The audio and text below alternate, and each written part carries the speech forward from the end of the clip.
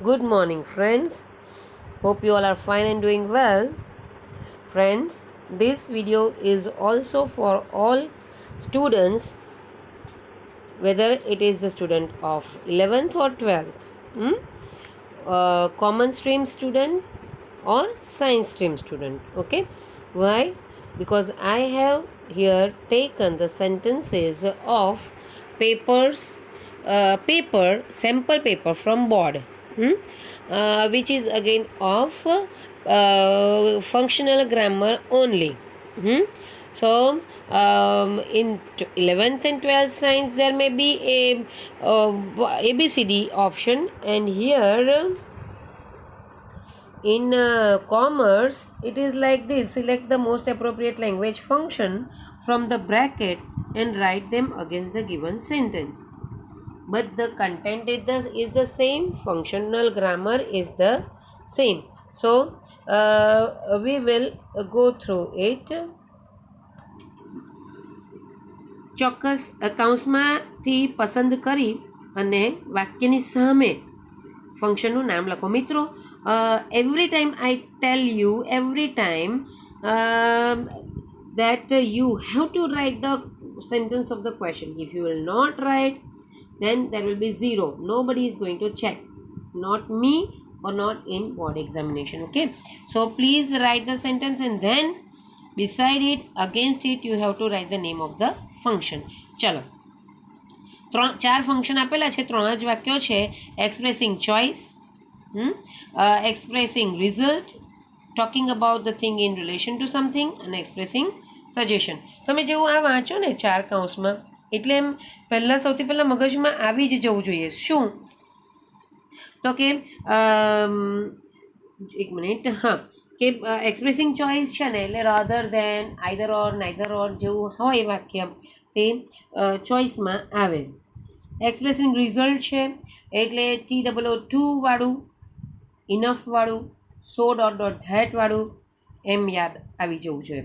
Talking about the thing in relation to something એટલે such as, same as એવું લગભગ હોય એવું દિમાગમાં આવી જવું જોઈએ.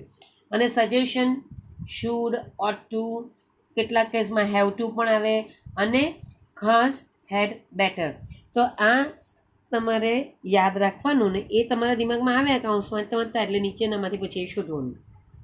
ચાલો, શ્રદ્ધા એક્સ ટુ ફિયરફુલી ટુ અપોઝ એની વન.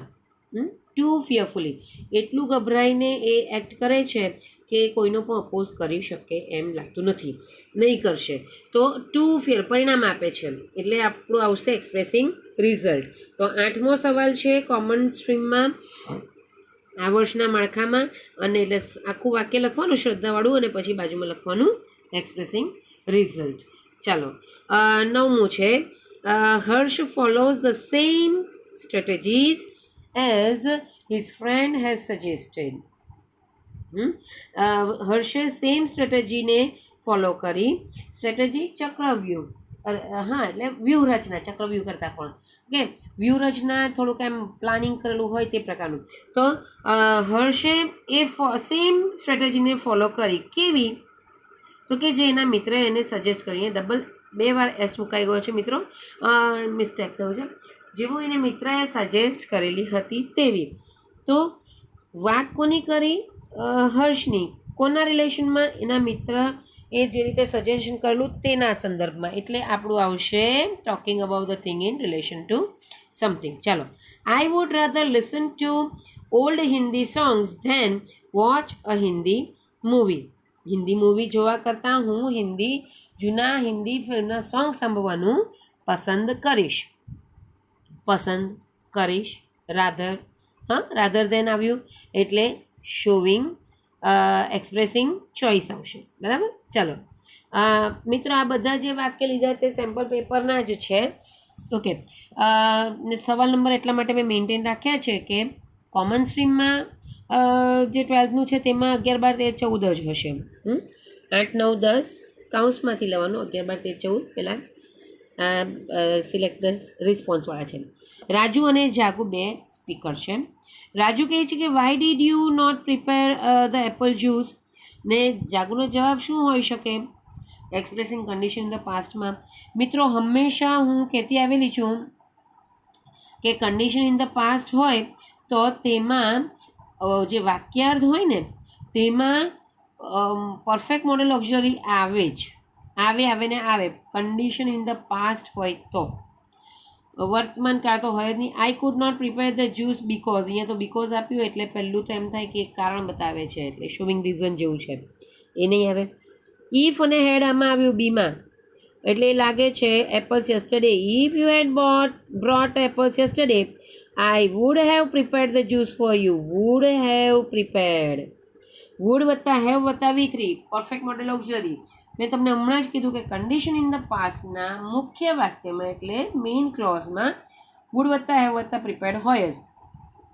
અને અહીંયા બીમાં છે એ જવાબ લાગે છે, બીજા જોઈ લેવાના. unless you forget to bring the apples. unless you forget to bring the apples means જો તું ભૂલી નહીં ગઈ હોય તો, બરાબર. પણ unless you forget છે મિત્રો એટલે વર્તમાન કાળ કીધો છે ને આપણે તો અહીંયા કન્ડિશન ઇન ધ પાસ્ટ છે. અને અહીંયા આઈ એમ એબલ ટુ એ પણ વર્તમાન કાળ બતાવે છે, આ આવે નહીં. વાક્ય કંઈક છે ખરું કન્ડિશનવાળું પણ પ્રેઝન્ટનું છે, એટલે એ નહીં આવશે. અને bring the apples first otherwise I can not, આ છે તે પેલું એ ઇમ્પરેટિવ જેવું વાક્ય છે, આજ્ઞાર્થ જેવું, એ તો આવશે ને. જવાબ આપણો રહેશે બી, બરાબર. ચાલો નેક્સ્ટ જોઈએ. એક મિનિટ. હા ઓકે. જયુ એન્ડ કિશુ બે સ્પીકર છે. How is your smartphone? તો કિશુનો શું રિસ્પોન્સ હશે કમ્પેરિંગમાં? It is better than any other smartphones. બીજું છે very few phones are slim as I have. ત્રીજું છે it is really slim and impressive. અને ચોથું ડી છે it is slimmer than any other phone. હવે પહેલું જો very few are phones are as, અહીંયા એઝ નથી. એક મિનિટ, આ જગ્યાએ એઝ નથી એટલે આ ચોકડી થઈ ગઈ, આ જવાબ નહીં હોય. It is really slim and impressive એ પણ કોઈની સાથે કમ્પેરિઝન જેવું દેખાતું નથી. ચાલો એ કે ડી લાગે છે. It is better than any other smartphones. હવે જ્યારે એની અધર આવે ને તો એ એક જ સિંગ્યુલર જ અહીંયા નામ હોવું જોઈએ, નાઉન. હા, જે અહીંયા ફોન્સ કીધેલું છે. જો અહીંયા ફોન્સ હતા તો અહીંયા મેની કે મોસ્ટ અધર હોવું જોઈએ, જે નથી, બરાબર. અને છેલ્લામાં it is slimmer than any other phone, અહીંયા સિંગ્યુલર જ છે અને અહીંયા એની છે. જો અહીંયા મેની કે મોસ્ટ હતે એમાં તો એ મેની કે મોસ્ટ હતે તો એ જવાબ પણ સાચો બની શકે, પણ એમાં ફોન્સ છે એટલે એની નહીં ચાલે ને એની છે એટલે ફોન નહીં ચાલે, સિંગ્યુલર હોવું જોઈએ. જે નીચે છે કે એ બીજા કોઈ પણ ફોન કરતાં પતલામાં પતલો છે, બરાબર. એટલે જવાબ આપણો થશે ડી. ચાલો ડી 13મો જોઈએ. તો લીઝા અને મૈત્રી બે સ્પીકર છે. લીઝા કહે છે mister Mehta's temperament is quite hot to deal with. Don't you think so? તો ઇન્ડિકેટિંગ કોન્ટ્રાસ્ટ છે, વિરોધાભાસ.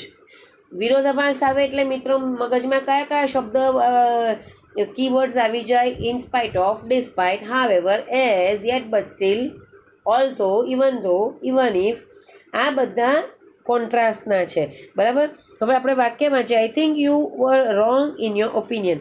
આ તદ્દન કંઈ આવતું જ નથી કોન્ટ્રાસ્ટમાં, બરાબર. કોઈ બી આપણા કીવર્ડને પણ એ આવરી લેતું નથી, બરાબર.